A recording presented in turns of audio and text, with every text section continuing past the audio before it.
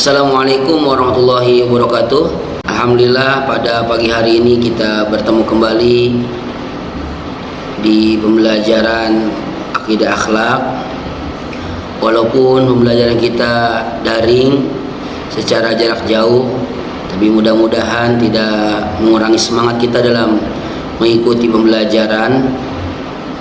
Sebelum kita mulai pembelajaran, mari kita sama-sama buka pembelajaran kita dengan membaca suratul Fatihah. Dan mudah-mudahan dengan suratul Fatihah ini kita senantiasa diberikan kesehatan oleh Allah Subhanahu wa taala. Mudah-mudahan Covid ini senantiasa berlalu dan kita senantiasa diberikan kesehatan, afiat lahir dan juga batin oleh Allah Subhanahu wa taala. Juga kita doakan mudah-mudahan teman-teman kita, sahabat-sahabat kita yang sedang mengalami sakit, senantiasa Allah angkat penyakitnya dan mudah-mudahan diberikan kesehatan jasmani dan rohaninya. Kita mulai dengan membaca surat Al-Fatihah. Ala hadiniyah wa ala kulli niyatin sholihah wa ila hadratin Nabi Muhammadin sallallahu alaihi wasallam. Bismillahirrahmanirrahim. A'udzubillahi minasyaitonir rajim. Bismillahirrahmanirrahim. Alhamdulillahirabbil alamin arrahmanir rahim maliki yaumiddin. Iyyaka na'budu wa iyyaka nasta'in ihdinas siratal mustaqim siratal ladzina an'amta 'alaihim ghairil maghdubi 'alaihim waladdallin amin. Baik, kita mulai pembelajaran kita di bab yang kedua, yaitu tentang sifat-sifat Allah. Bahwasanya Allah Subhanahu wa taala memiliki sifat yang berjumlah 20 sifat wajib bagi Allah. Namun sebelum kita memulai pembelajaran kita, saya akan membacakan tujuan pembelajaran terlebih dahulu agar pembelajaran kita senantiasa mengerti tentang apa yang akan saya bahas pada kesempatan pagi hari ini. Yang pertama, tujuan pembelajaran itu adalah setelah mengamati dan menelaah, siswa dapat menjelaskan pengertian sifat wajib bagi Allah dengan benar. Yang kedua, setelah mengamati dan mentelaah, siswa dapat menyebutkan sifat-sifat wajib bagi Allah dengan benar. Ketiga, setelah mengamati dan menelaah, siswa dapat menganalisis perilaku beriman kepada sifat-sifat Allah dengan benar. Yang keempat, setelah mengamati dan menelaah, siswa dapat mengidentifikasi sifat wajib bagi Allah yang nafsiyah, salbiyah, ma'ani, dan ma'nawiyah dengan tepat. Dan yang terakhir, setelah mengamati dan menelaah, siswa dapat menyimpulkan bukti kebenaran sifat wajib bagi Allah dengan benar. Pengertian sifat wajib bagi Allah. Sifat wajib bagi Allah merupakan sifat yang pasti ada pada Allah, sifat yang harus ada pada zat Allah. Karena ini adalah merupakan bagian daripada sifat yang harus melekat pada zat Allah Subhanahu wa taala. Ada 20 sifat wajib bagi Allah. Namun agar siswa-siswi ini mudah menghafal dan menelaah dan mengingat tentang sifat wajib bagi Allah, tentunya saya akan membacakannya dengan cara menggunakan lagu, yaitu dengan lagunya Sayonara. Mungkin siswa-siswi juga sudah pada hafal ya lagu Sayonara, cuman nanti kita diganti liriknya dengan sifat wajib bagi Allah. Baik, saya akan coba. Bismillahirrahmanirrahim. Sifat wajib bagi Allah. Wujud ada kidam dahulu, baqo kekal selamanya. Mukhalafatu lil hawadisi, berbeda dengan makhluknya. Qiyamuhu binafsihi, dia berdiri sendiri. Wahdaniyat esa, kudrat berkuasa, iradat berkehendak. Ilmun maha tahu, hayat maha hidup, sama mendengar, basor melihat. Kalam berfirman, qadiran, zat yang berkuasa. Murid dan zat yang berkehendak, aliman zat yang mengerti, hayyan zat yang hidup, sami'an zat yang mendengar, basiran zat yang melihat, mutakalliman zat yang berfirman. Itulah sifat wajibnya Allah. Itulah lagu agar siswa-siswi di kelas 7 mudah menghafal tentang bagaimana sifat-sifat wajib bagi Allah. Mudah-mudahan mengerti dan juga bisa mudah dan menghafal ya. Lalu di dalam sifat wajib 20 itu dibagi menjadi 4 poin. Ada namanya sifat wajib bagi Allah yang nafsiyah, sifat wajib bagi Allah salbiyah, ma'ani dan ma'nawiyah. Mana yang termasuk sifat wajib bagi Allah nafsiyah, yaitu adalah wujud. Mana yang salbiyah?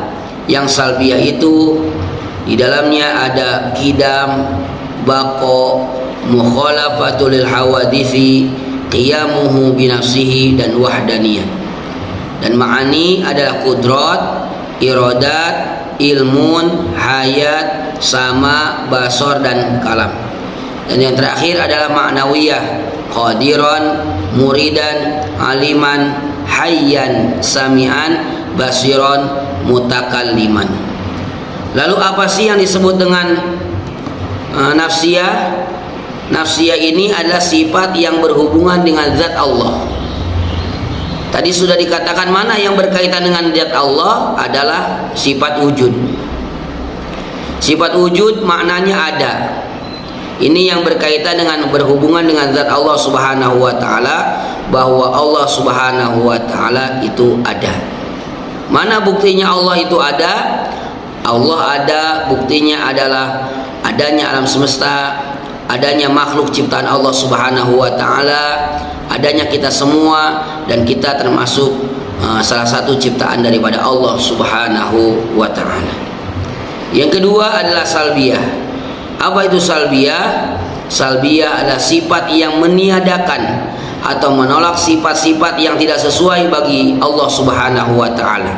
Sifat yang menolak, yang tidak sesuai bagi Allah Subhanahu wa taala, seperti halnya tadi adalah contohnya qidam, yang kedua baqa, yang ketiga mukhalafatul lil hawadisi, yang keempat qiyamuhu binafsihi, dan yang kelima adalah wahdaniyat. Mana yang disebut dengan qidam? Qidam itu dahulu. Sebelum kita diciptakan, Allah sudah ada dan sudah dahulu. Sebelum ciptaan makhluk, ciptaan Allah Subhanahu wa taala ada, maka Allah Subhanahu wa taala pun sudah ada. Maka Allah Subhanahu wa taala berhak memiliki sifat yang namanya qidam. Kemudian adalah setelah daripada qidam, baqa. Baqa ini kekal selama-lamanya, tidak ada hancurnya, tidak ada habisnya. Dan Allah Subhanahu wa taala memiliki sifat baqa yang maknanya adalah Allah bersifat kekal, tidak termakan oleh usia, tidak termakan oleh zaman, dan Allah Subhanahu wa taala tetap ada selama-lamanya. Dan yang ketiga adalah mukhalafatul lil hawadisi. Inilah yang menolak wujudnya Allah Subhanahu wa taala, bahwa Allah Subhanahu wa taala memiliki sifat mukhalafatul lil hawadisi, berbeda dengan makhluknya. Jangan menyamakan Allah itu sama dengan kita, menyamakan dengan makhluk-makhluk yang lain. Tentunya Allah Subhanahu wa taala memiliki zat yang berbeda dengan makhluk-makhluknya.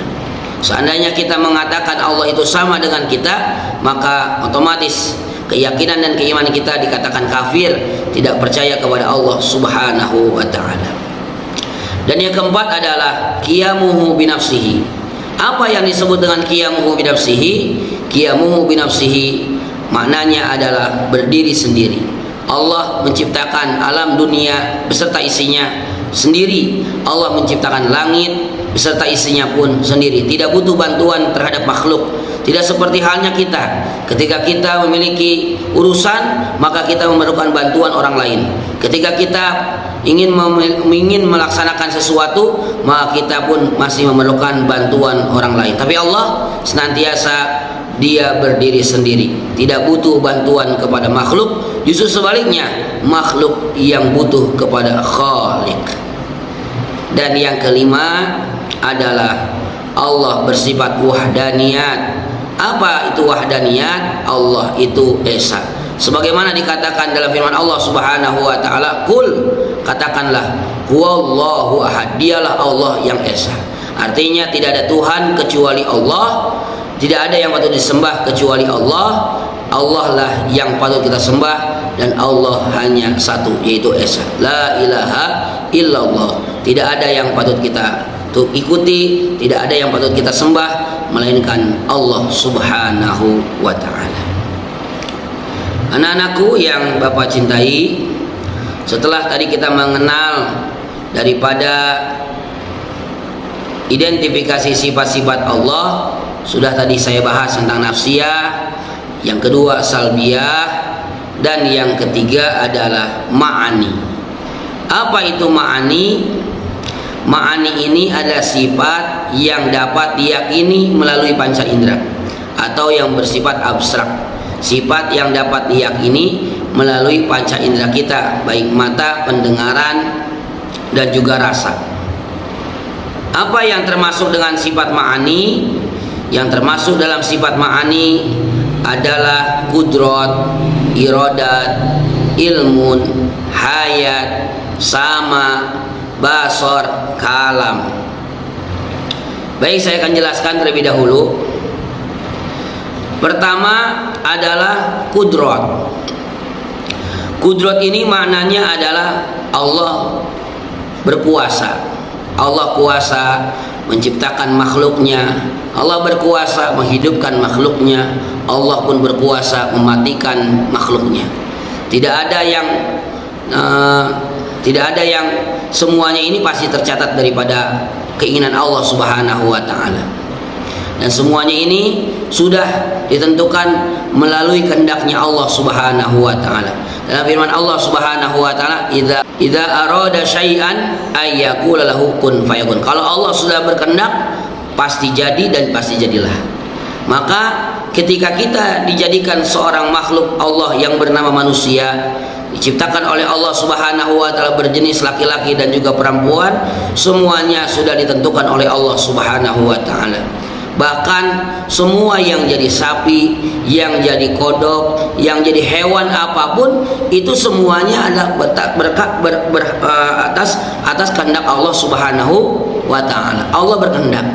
Allah menciptakan kita manusia, Allah menjadikan kita hidup ditinggal di daerah jauh, di daerah pedalaman, di kota yang sangat jauh, di kota yang sangat dekat. Itu semuanya adalah kehendak Allah Subhanahu wa taala.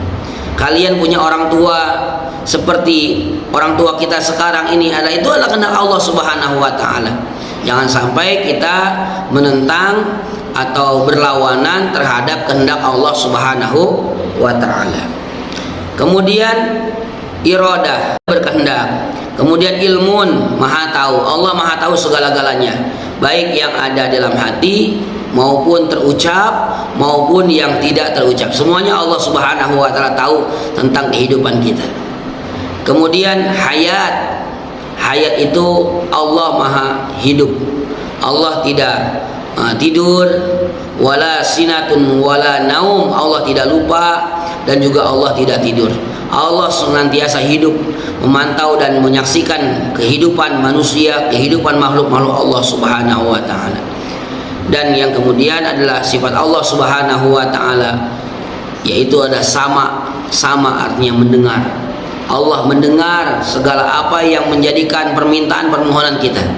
Allah mendengar bahasa-bahasa kita walaupun berbeda-beda, tetap Allah Subhanahu wa taala mendengar apa yang menjadikan kehidupan dan juga mendengar suara-suara kita, rintihan doa-doa kita, permintaan kita, semuanya didengar oleh Allah Subhanahu wa taala. Maka dengan kita berucap, berkata-katalah yang baik, sebab berkata-kata yang baik maupun yang buruk itu semua didengar oleh Allah Subhanahu wa taala.